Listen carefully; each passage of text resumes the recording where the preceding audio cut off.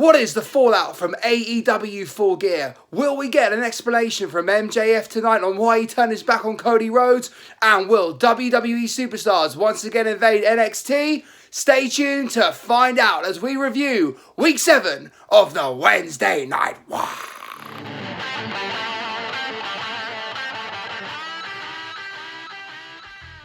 What's up guys, Nick Swettenham here, that's NICKSWETTENHAM for NST Wrestling, and today we compare Week 7 of the Wednesday Night War. Right, today we're going to talk about the Wednesday Night War, Week 7, AEW Dynamite taking on, of course, WWE's NXT brand. Now, I've got to say tonight guys, there was some great wrestling on both shows. I will tell you, of course, which show I feel had the better wrestling. We're also going to look at promos in terms as well as storyline development. Kicking things off on AEW Dynamite tonight was Jon Moxley taking on Michael Nakamura. It was a squash match, essentially. It was only really, a minute long. It was just to do exactly what it needed to do. Moxley comes out looking mean, looking dominant, and he then challenges anyone to step up and face him. So all this is really about is Jon Moxley's character being, quite a lot in a way like there has a bit of Stone Cold essence to it in terms of the way he presents himself, very highly unorthodox. But yeah, this is just Jon Moxley all over. AEW doing such a good job with him. NXT though kicked off with a Cruiserweight title match. Lio Rush taking on Angel Garza. Now guys, this match was brilliant. I really enjoyed this match. I mean, obviously it was hands down better than the first match on AEW, but it was different. I mean, if we actually look at the first real match on AEW, it was the Dark Order taking on the Jurassic Express.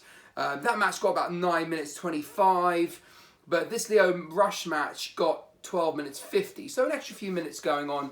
There were so many near pinfalls, some really good high spots. This is obviously a cruiserweight match, so there's going to be lots of flips, lots of shenanigans. It was a really good match. I would encourage you to go and watch it. Lio Rush getting the victory. He's only just become cruiserweight champion, so you kind of saw it coming. But at the same time, guys, I would love to see these two wrestle again.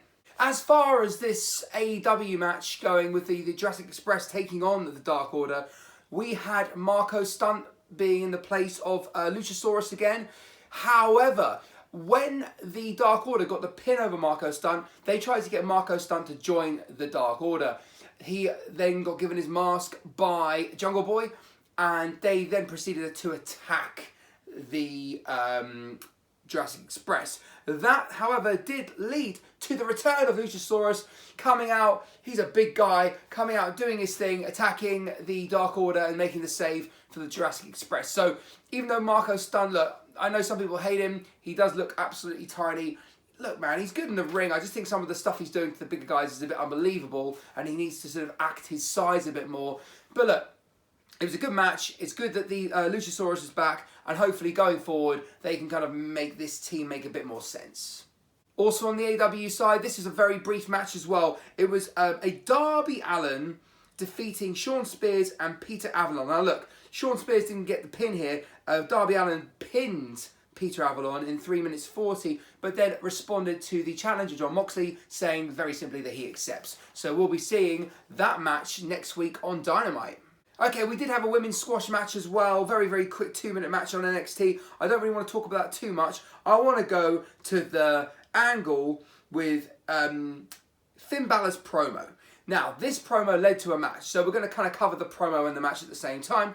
Finn Balor came out, once again, saying how NXT has, fallen short. It's not what it used to be under when he was around. He is NXT, and, he was pretty much, he was getting on the fans as well.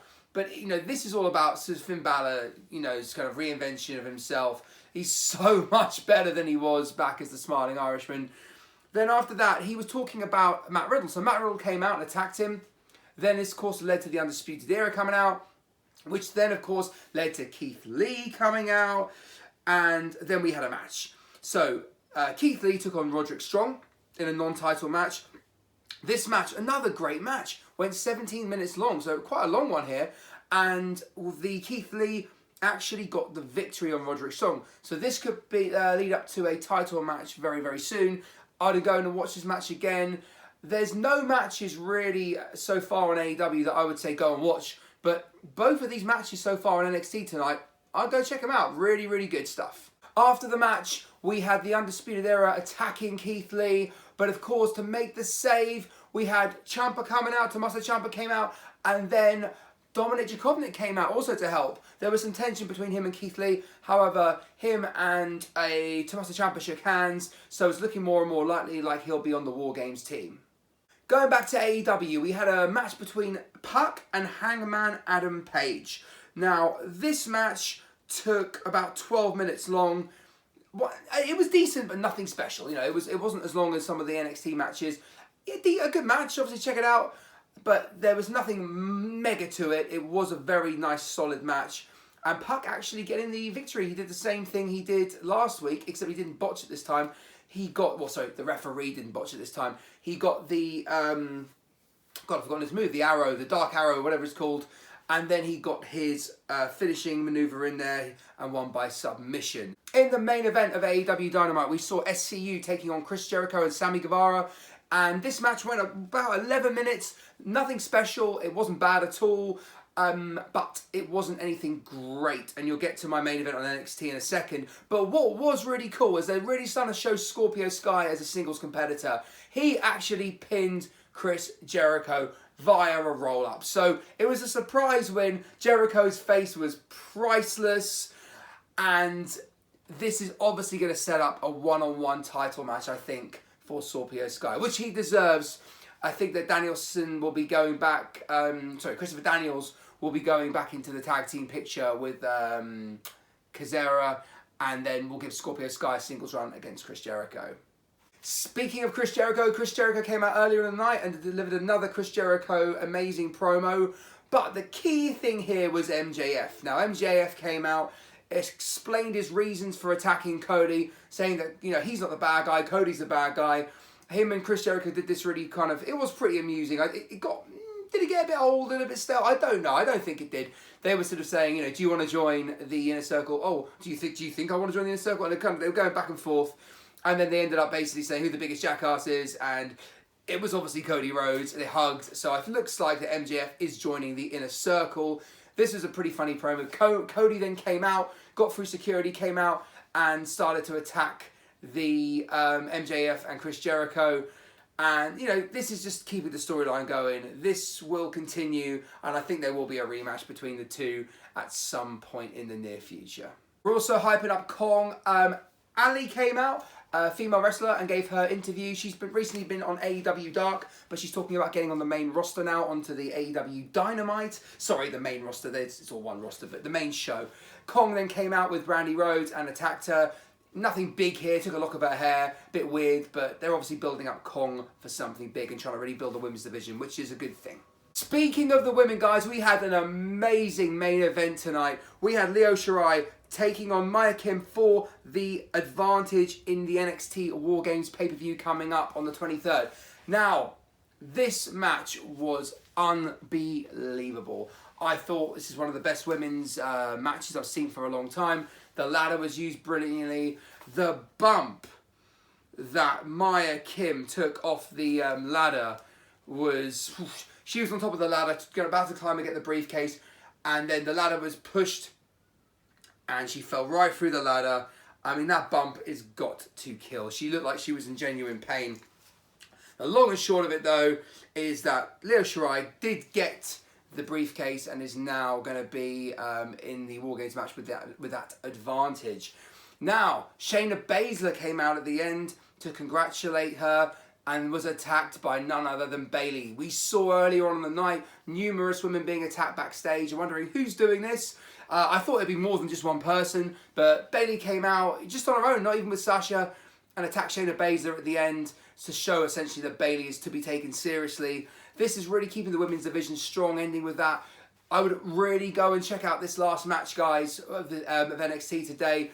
To cut a long story short, the promos on AEW, I feel, were better. I feel the character intensity was better with Jericho, MJF, Cody, John Moxley, of course.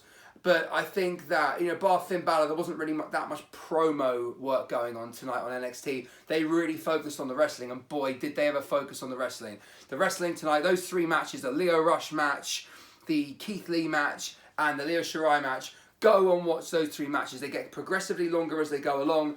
Absolutely brilliant matches, guys. NXT wins hands down with the wrestling tonight. Less botches, more professional style. But as far as the promos go, I do give it to AEW, I think, tonight.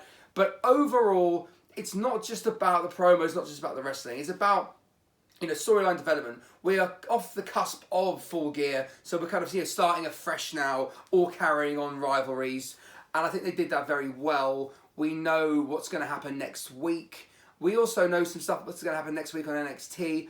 I feel that it's quite a tight one again, but at the end of the day, guys, it's a wrestling show, and I think if you're going to have a bit of a tie, who's going to win, who's not going to win, it has to be NXT. The wrestling was, I would say, if the wrestling on AEW, I'd say was 7 out of 10 tonight, I'd say the wrestling on NXT was a good 8 or 9 out of 10. It was absolutely brilliant, and the women's match at the end just killed it for me. It's absolutely great. Do check out those matches. Do please leave a comment below. Please like, share, and subscribe. And guys, I will see you on Saturday with your SmackDown review.